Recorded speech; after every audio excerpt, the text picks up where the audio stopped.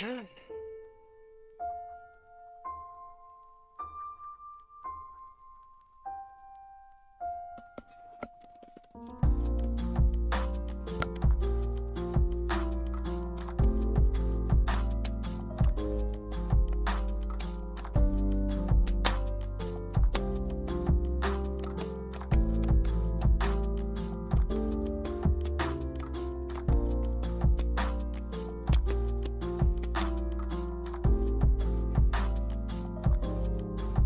We're back.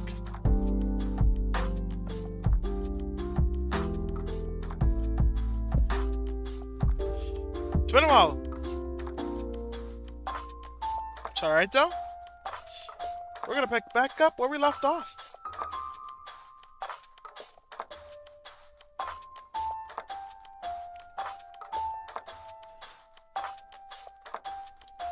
Oh my god, you have to come over.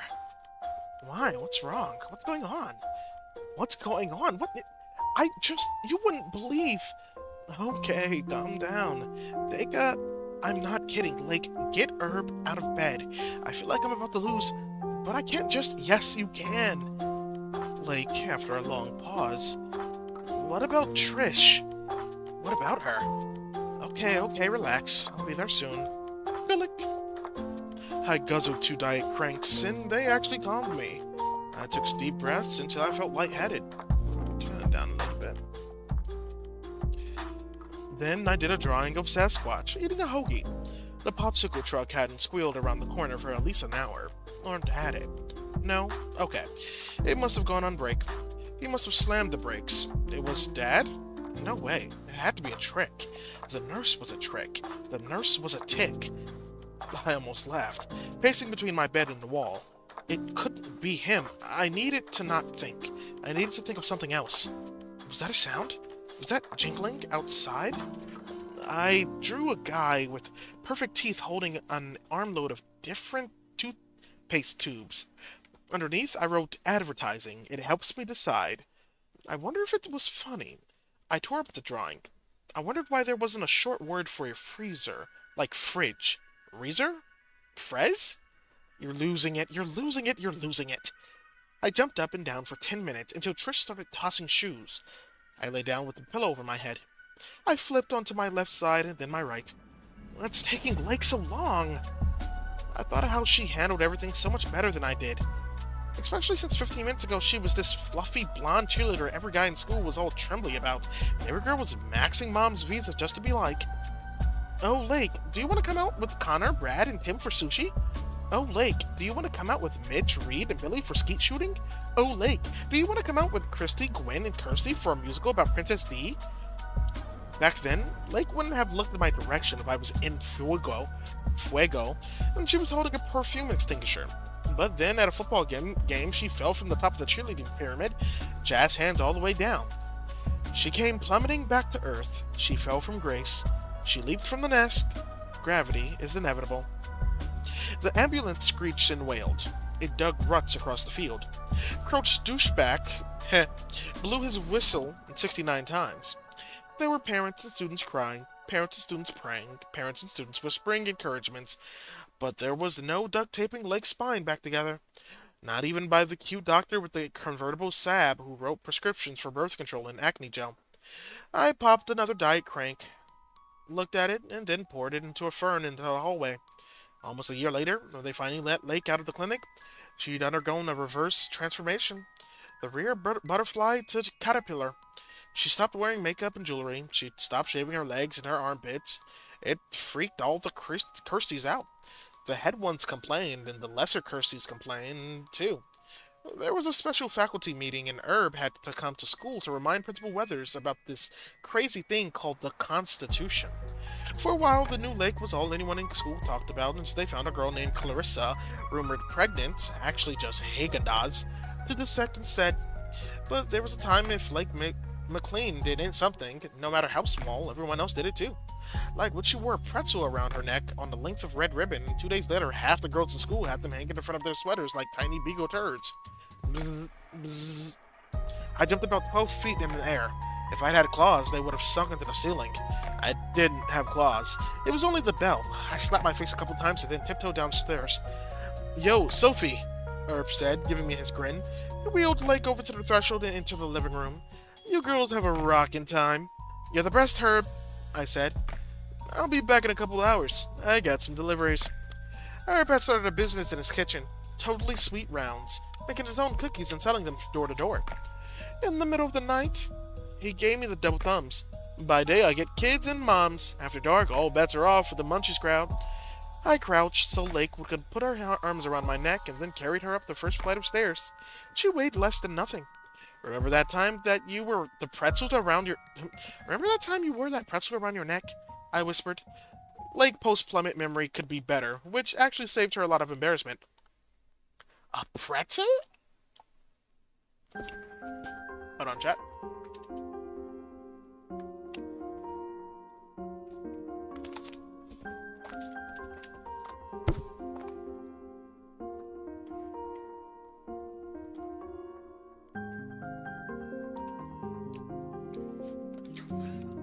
I held a finger over my lips, taking careful steps by Trish's room.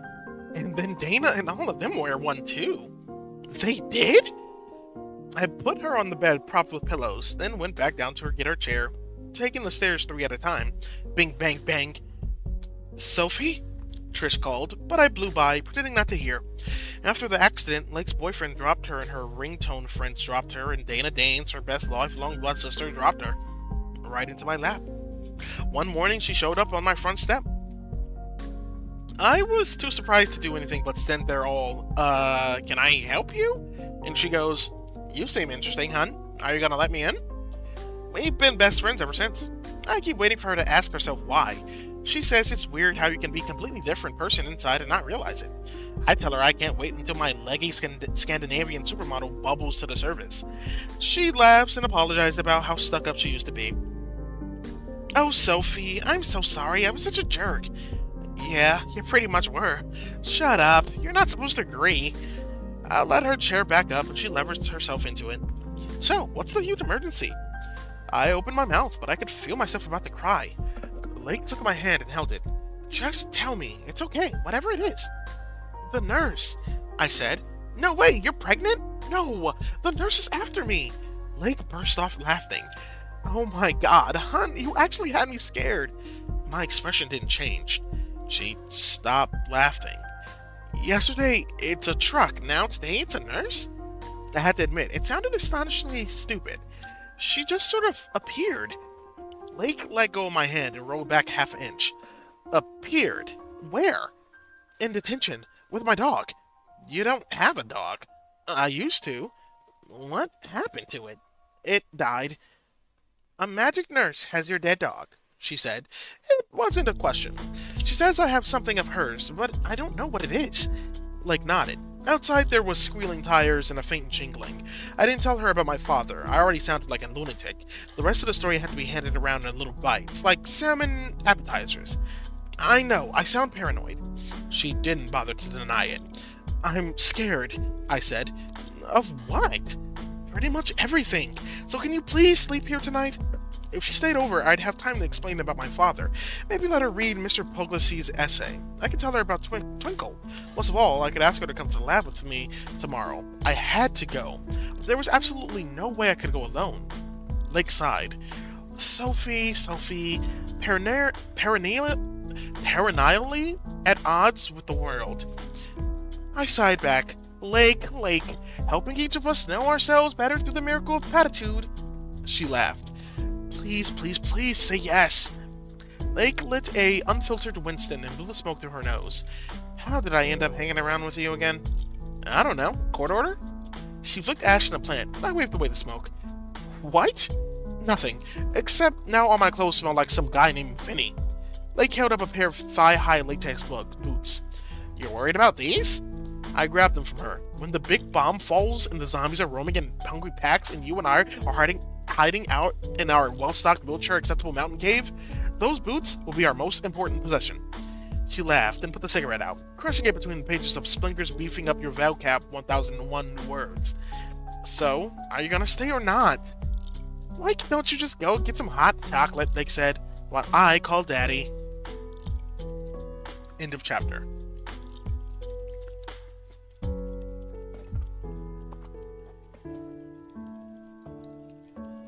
Chapter 11. Old Spice Blue. A sneaky little spice. Big Spice. I could only hear every third word, mostly because I was crouched in the dark listening through the crack in Sophie's door, hoping for an excuse to be invited in. There's a fire? Do you guys want to order pizza? I just noticed the house radon levels are dangerously unsafe. Maybe we should all go down to my room? Here, Lake, maybe you should hide under these radon protective blankets. Me? Oh yeah, sure, I'll get under them too. Meanwhile, Sophie kept saying something about a nurse, something about Lake sleeping over, yes please, then something about Lake calling her father. I flipped the black cape over my shoulder, twisting my pony mustache, and tiptoed into the basement. I lifted the extension, slowly releasing the button, easing it in mid-ring like the weaselest weasel. Hello? Daddy? Yeah? I'm gonna stay at Sophie's tonight. Oh, yeah? She's having some problems. Losing it a bit. I get the feeling she wants to go to the lab. She does, huh? Anything I can do? No, she just needs someone here with her tonight. Hey, you think a cookie would help? It'll make her paranoid in reverse. She'll start to suspect people are plotting to make her happy. Maybe we might have to try a new direction. I know. She keeps talking about how much time she spends on the roof. That can be dangerous, Herb said. There was a click, and then the line went dead. I crept back up the stairs on my belly. My mother was awake and had actually ventured from her room. I stepped behind the couch, peering over the top, and imagined myself as a safari at the height of lean season. Oh man, was it hot on a Serengeti. But I was shotgun Hemingway, and Trish was a rare marsupial foraging from the fresh socks of Kleenex. The opportunity to study her was too good to pass up. Through the scope of my Enfield 40 caliber rifle, a Captain Guard's original replica pirate spyglass, I could see her in what animal behaviorists refer as the breakfast nook. One held a saucepan while the other appeared to be trapped and killed a can of tomato soup. She definitely removed the red innards from the metallic shell. I could also make out the distinctive crunch of free-range saltine. Trish stared at her nails for a while and then seemed to fall asleep. Her pen dropped, scraping across the linoleum. She wiped the swill with her slipper, making it all just Chinese to me face. In the dark, she looked especially pale, preserved, almost beautiful. She'd only dated just once since Dad and Adam's aptly guy with expensive sunglasses who talked about wedges and roughs and lies. Damn it, I need more water. Reading out loud. But what can you do?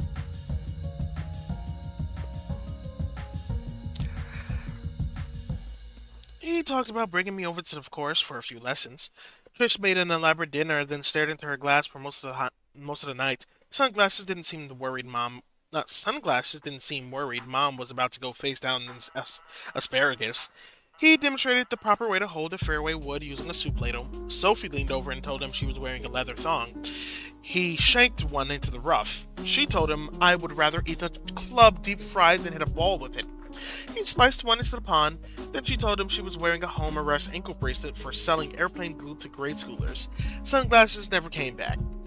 You're burning soup, Sophie said, walking to the kitchen and rinsing 2 mugs. She poured about 9 packets of cocoa powder in each. How do you burn soup? Trish pushed back her pillow hair, a blot of soup on her forehead. I got a disturbing call today. Sophie looked over and I had to duck. From a secretary in the principal's office, Trish said.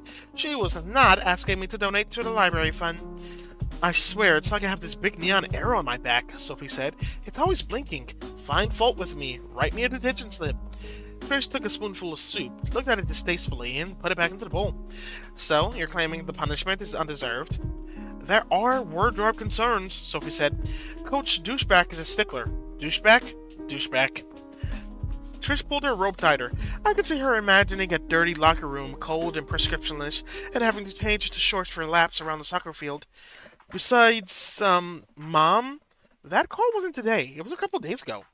Trish blinked, and about 84 times. Or maybe it was just one really long one.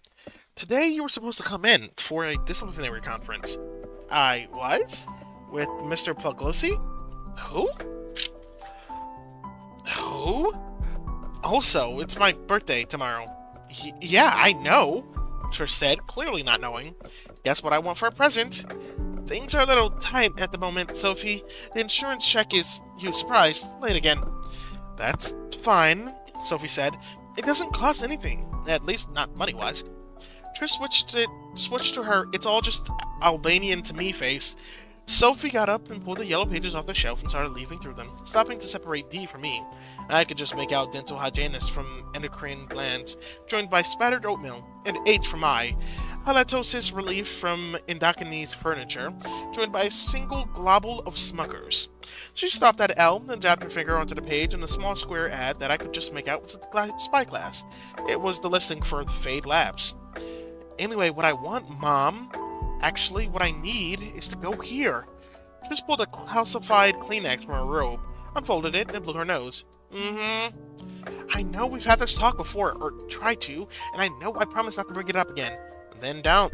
Mom, can you listen, please, for a second? I'm having dreams about Dad. She held up the phone. She held up the phone book, pointing?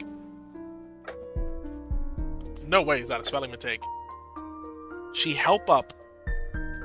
It definitely is.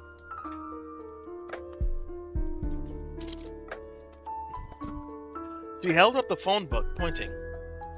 I need to go, like, by tomorrow, after school latest. So, I need you to take me. I already told you.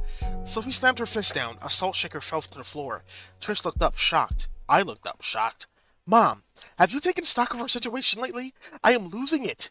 OS is the size of an aircraft character. You slept through a presidential election and half a war. It's like, as a family, I don't think we can keep pretending it's not a little weird. Dad disappeared exactly a year ago on my birthday.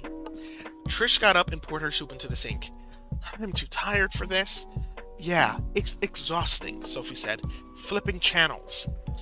Trish turned, angry. Her eyes were suddenly clear. The fog was gone. Her robe was smooth, her hair miraculously less dented. It was times like this, as she emerged from the depths of Trishdom, that I recognized the mom I grew up with. I have no magic answers. Your father didn't leave anything behind but dirty underwear and unpaid bills. People make decisions, and usually they're not thinking about how those decisions affect the rest of us. That's the way the world works. Or the way it doesn't work. So here we are, you and I left to wonder. That's it. Fine, Sophie said, but I still need to write to the lab. Will you be there after school or not? Fine, Trish said. Happy birthday. Sophie grabbed her cocoa mugs, spilling some on the floor, and marched back up the stairs. Trish turned, wiped the spill with her slipper, which was too soggy to absorb it, and drifted towards her room. Chapter 12, Sophie in the Lake. The higher you go, the higher you are.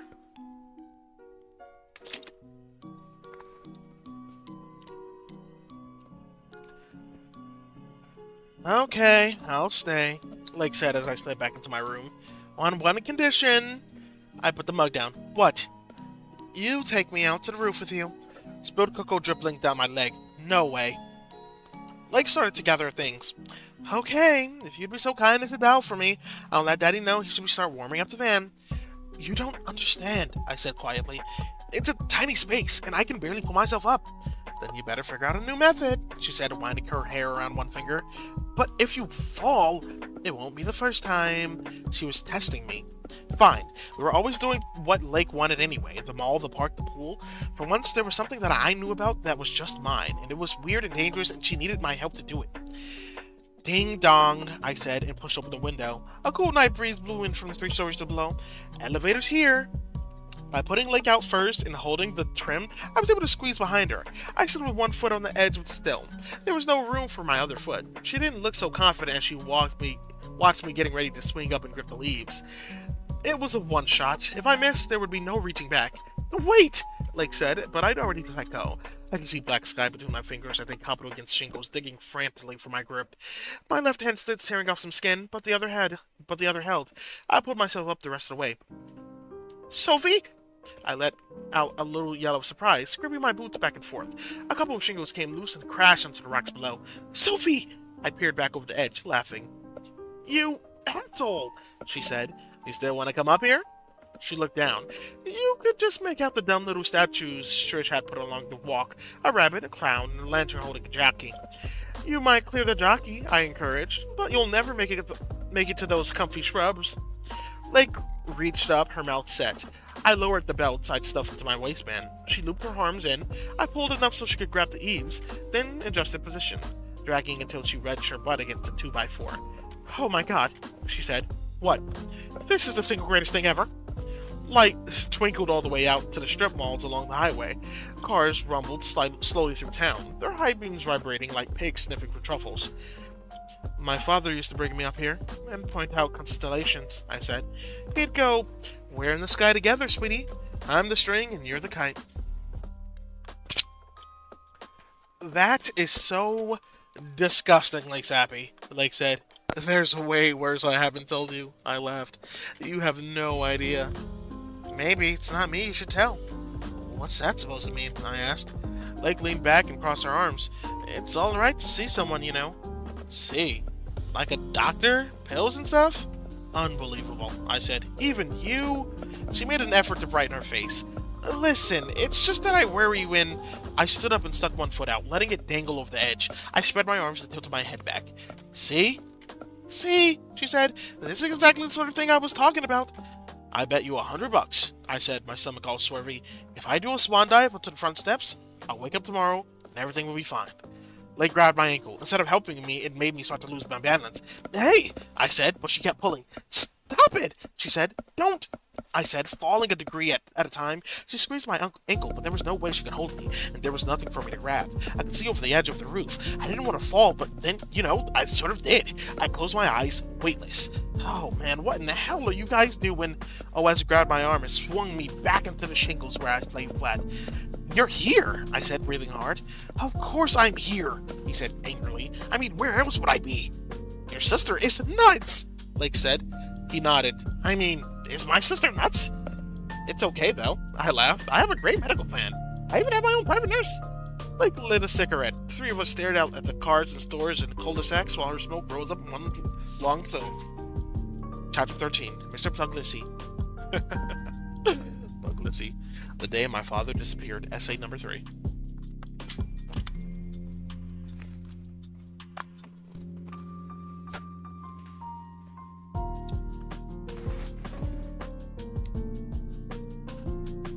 The next morning I came early, since Trish was going to pick us up right after school, but Mr. Puglisi wasn't there. I waited 20 minutes. There was a new poster on the wall, and there was a picture of an infant in its mother's arms, nestled between her enormous breasts. Underneath it said, "I'm so happy I could shit myself." I took out my essay and put it in my lap. Another 20 minutes went by. No Mr. Puglisi. I picked it up and harumphed a few times before reading it out loud. It was late at night, and we were still lying in bed. OS was snoring. I was half listening to the hum of Trish's TV when I heard a car pull up to the house and skidded to a stop. I went to the top of the steps. My father ran up from the basement, slamming the door. My mother watched from the kitchen, holding a casserole dish, about to ask a question. My father took off his lab coat and threw it into the corner, holding up one hand for silence. He loosened up his tie. There was a knock, polite and then rude. It got louder. The bell rang. Bzz, bzz, bzz. OS was still asleep. My father took a deep breath and opened the door. Officer Goeth, with his big ape shoulders, was standing there, looking even bigger than usual. 2 other men in suits and sunglasses stood behind him. "Where is it?" Officer Goeth asked. "Where's what?" Officer Goeth almost smiled. "Computers say she bought something out. Not code, but something real. Since it ain't the office, that means you took it with you, and now you're gonna give it back." "I have no idea what you're talking about," my father said, and then the 3 men pushed their way in, taking my father by the arms. "What are you doing?" my mother asked. "We have a few questions," Officer Goeth said. "Everyone always has 4 more questions," my mother said, and out the window I could see the men putting my father in the back seat of the sedan, next to a woman in a white uniform, before it sped away. I stopped reading, alone in the office, actually wishing Mr. Puglisi had shown up. I put the essay on his desk, which was empty except for cookie crumbs in manila envelope. On the front of the envelope was written, "Sophie Blue, progress report." Underneath was a drawing of a cake full of candles. It wasn't half bad. Beneath that, it said, "Happy birthday." The office was silent and dark. I couldn't hear anything in the hallway. No kids, no slamming lockers. I counted to 6, saying, "Don't do it," each time, and then grabbed the envelope and tore it open. It was 1 page. Written on it in red markers were 3 words. That was my progress report. 3 words. Beware the nurse.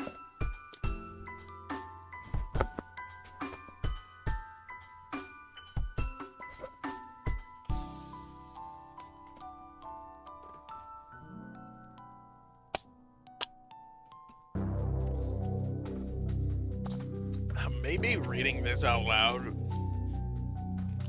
was a miscalculation on my part. Especially if I want to get done with it by tonight. I've already started it though, is the thing, right? I'm around 20 minutes in, and I've read around 20 pages.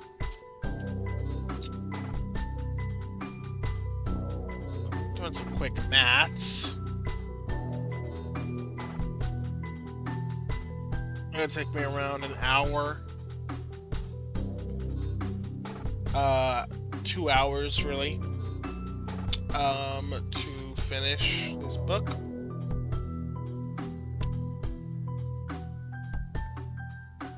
Two hours of reading out loud, I don't know if I can do. Not while I'm already this tired. This is the end. A series that will never get finished. Eh.